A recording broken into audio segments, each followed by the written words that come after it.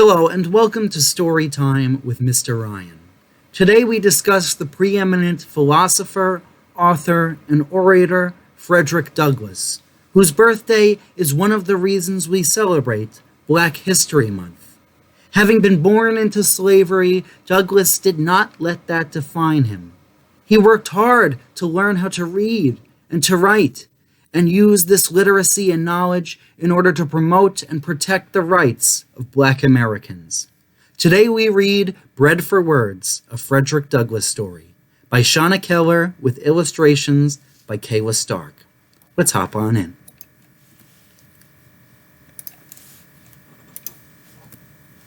I know where I was born, not when.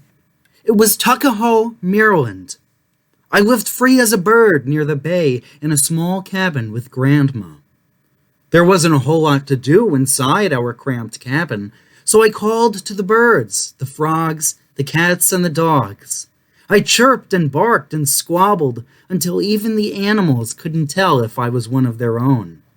One day, Grandma told me I would have to leave. "But why?" I asked. "We belong to Old Master," she said. "We are slaves." "What does that mean? I thought I belonged to Grandma." "They won't teach you a thing but to work, and you won't have a choice." "But why am I a slave?" I did not want to be told when to work, where to work, how to work, and not have a choice. Grandma was silent on the day we left the cabin early in the morning. We walked 12 long miles on a day swamped with heat and bugs to a place called the Great House Farm.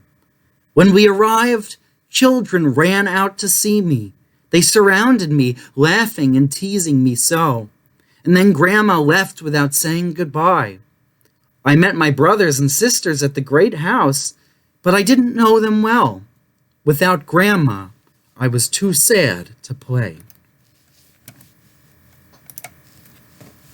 Then I met Daniel. He lived in the Great House. We hunted and hiked and fished together.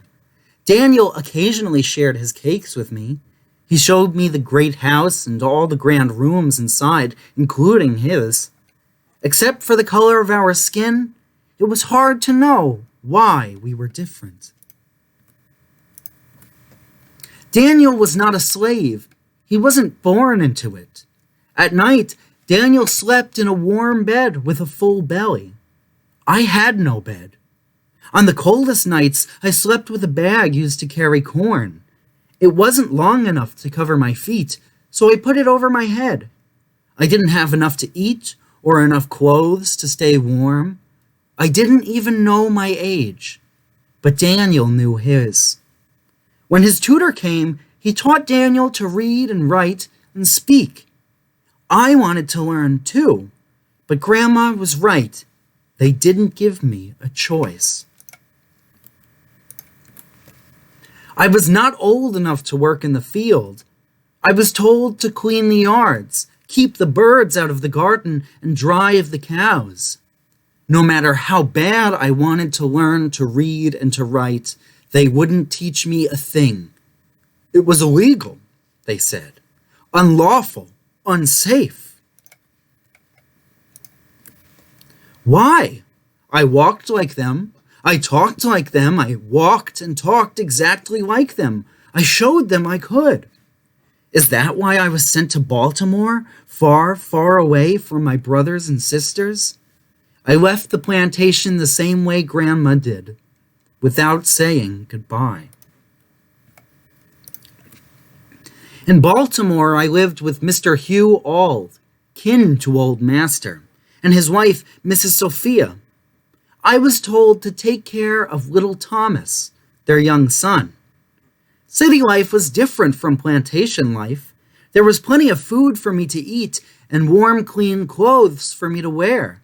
At night, I now had a good straw bed with covers. Mrs. Sophia was kind at first.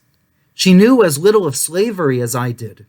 When she read to Thomas from the Bible, I followed along. To my surprise, she taught me what no one else would. my ABCs. She taught me how to spell next. I felt proud to know 3 and 4-letter words. She was proud of me too. But when Mr. Auld saw what I could do, anger caught a hold of him. "He should know nothing but to do as he is told," he said. "If you teach Freddie how to read, there would be no keeping him." He forbade Mrs. Sophia from teaching me. From that moment, I understood the pathway from slavery to freedom. If I learned to read, I could loosen the chains of bondage. I couldn't give up, but how would I learn now that I had lost my teacher? As Thomas grew older, I was told to carry his books and walk him to school. An idea came to me. I met a lot of hungry boys on the streets.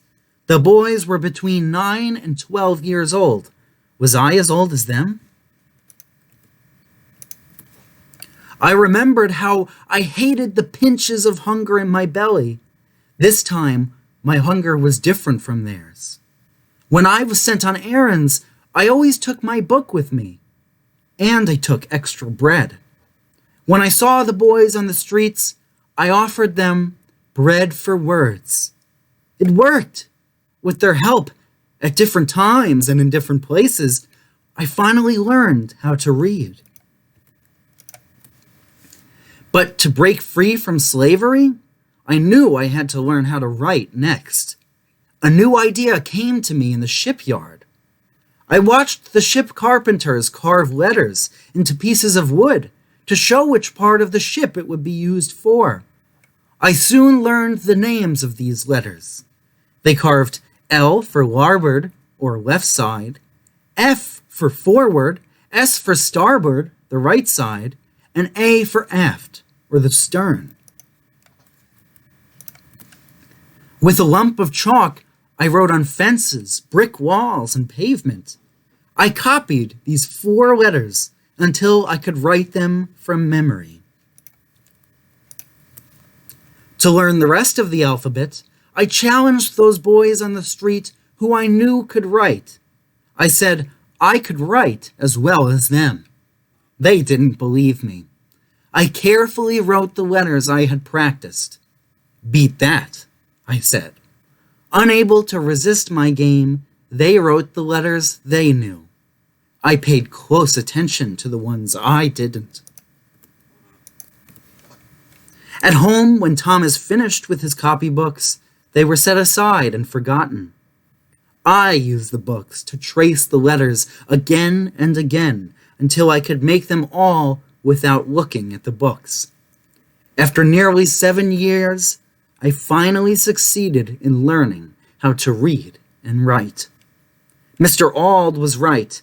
There would be no keeping me. My chains had been broken.